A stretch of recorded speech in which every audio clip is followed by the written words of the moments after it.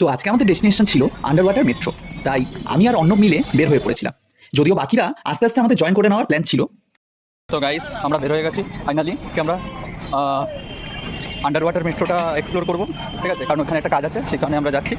আর যেতে যেতে আমি আর অর্ণব, দেখতে পাচ্ছ কোথায় অর্ণব? এই যে অর্ণব, ওরে আমার সানগ্লাসটা পরে দিয়েছে, ঠিক আছে? তো আমি আর অর্ণব যাচ্ছি। তো এবারে ব্যাপারটা হলো, আমরা এখনও সুষমার জন্য মাঝখান থেকে ওয়েট করে আছি। এদিকে আমাদের সুষমা আসেও না, কখন আসবে এদিকে? কি বলেছে সুষমা? বেরোচ্ছি 12টায়। না, তুই যখন বললি যে বেরোচ্ছিস না কেন? বলছে লেট হলে তুই চলে যা।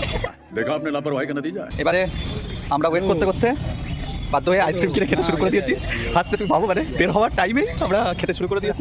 একই রোদ্দুর উঠেছে, ঠিক আছে? তো আমরা কি করছি, একটু ছাওয়ার দিকে যাতে করা যায় সেই কারণে দাঁড়াচ্ছি।